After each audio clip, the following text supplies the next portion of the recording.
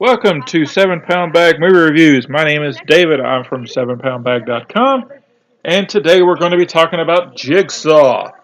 Now, one thing about it I do want to go is I am a Saw fan. So, yes, I'm a captive audience for them. I've got all the movies on DVD except for 6. My wife and I, one of our first dates was actually going to go see the original Saw, and I've seen them all in the theater except for the final chapter, which we found out this year is not the final chapter. But yeah, I'm a Saw fan. I'm a big fan of the series. Always enjoyed it. Actually, even did some editing on the Saw Wikipedia page. I was a member of that group back when I actually dealt with Wikipedia more than I did now. So yeah, I do know the franchise. I do know the history. I do know all the fun riddles and all that. With Jigsaw coming up, I was happy to see who they more or less turned the reins over. I will admit my enjoyment of the series has kind of dropped down with the last few movies, but I did have high hopes. Like I said, the directors I was really interested in. It seemed like a lot of the original characters and crew was kind of getting back into it. I was really hoping it was going to return to a normal ship. Now, I will say I'm going to have a lot of spoilers for this. At the end, I will throw up a giant spoiler tag, so if you have not seen the movie yet, I'm not going to ruin it for you. If you have seen the movie and want to talk about it, by all means, throw it in here. If you do want to comment below, please make sure you do throw up spoiler tags just to be nice to everybody else, and let's not, don't be that guy, please.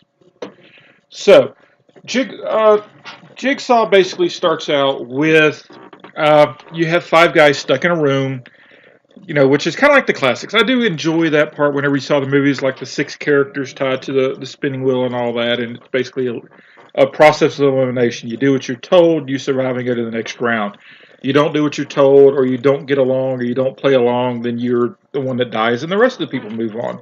So I do love that setup. I do think Jigsaw works best when it's a room to room type thing. It's more of a structured narrative type tale.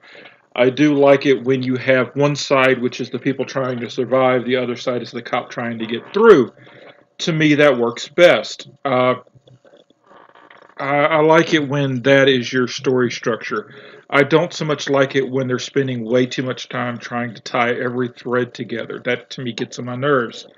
It gets to the point where, and 3 and 4 is probably the biggest victim of this, where if you missed one, you're screwed on the other, and if you're not really paying attention to one, you're extremely screwed on the other.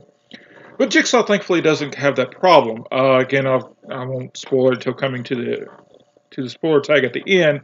But Jigsaw thankfully doesn't have this problem. You have a fairly concise group of cops going after it, and they're going with the medical coroner. This is one of those tropes where cops and cop-aligned figures have jobs that don't belong it. Like the CSI series, for example.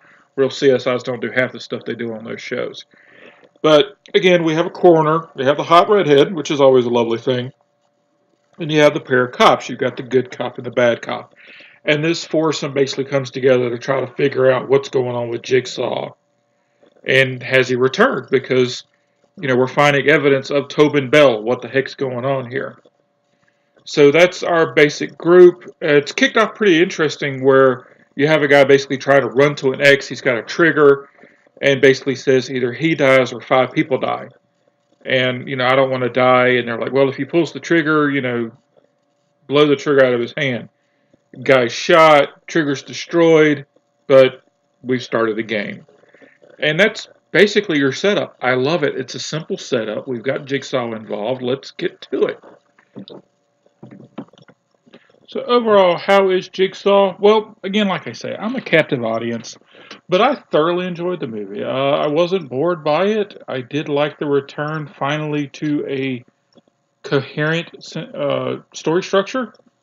There are a few nitpicky problems if you go back to watch it, the second time that you do kind of pick up on the first time around. But I will say, overall, I enjoyed it. I can't really fuss about it too much first time through.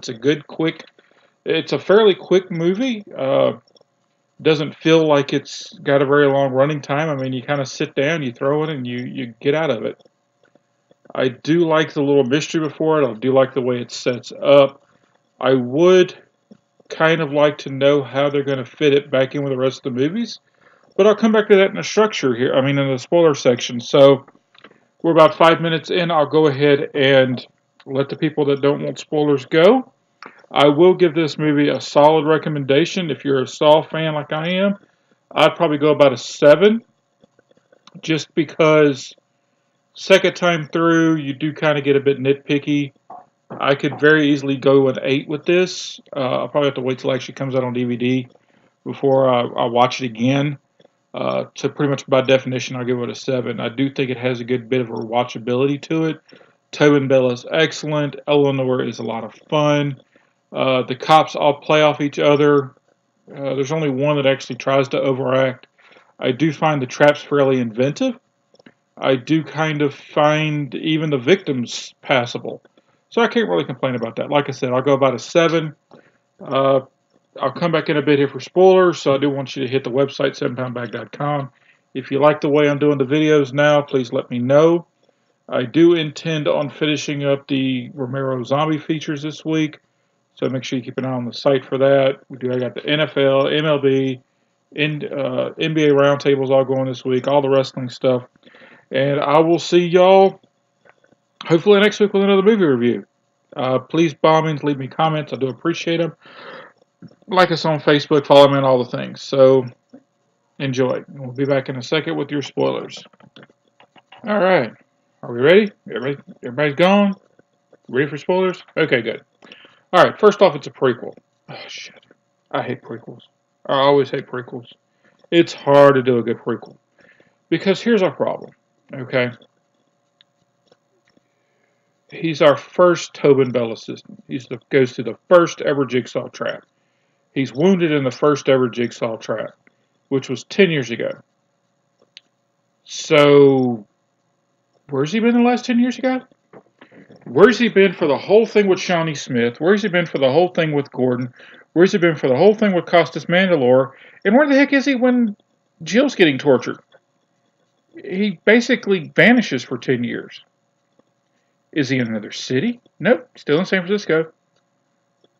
So he's got to be reading about the rest of the stuff. He's got to be seeing the stuff in the newspaper where Tobin Bell's died, but the Jigsaw killings are still going on. He's got to know, because he works for the police department, that the cops even know this isn't the real Jigsaw because the traps are unescapable. I mean, what's he doing with Wahlberg? I mean, he doesn't show up for any of that stuff. And to me, that really hurts and kind of dings the movie a great amount. Because again, where you been?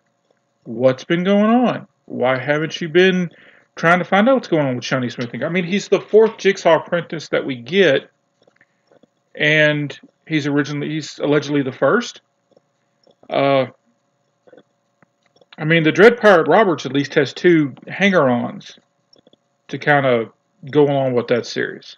But this guy's got nobody. So I don't quite get where he fits in the timeline. I don't quite understand where he's gone around. If he was in another city, I could see it and just went back.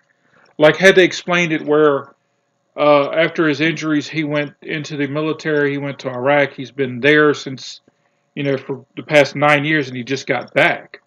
He was held captive by the Taliban or whatever for the past 2 years.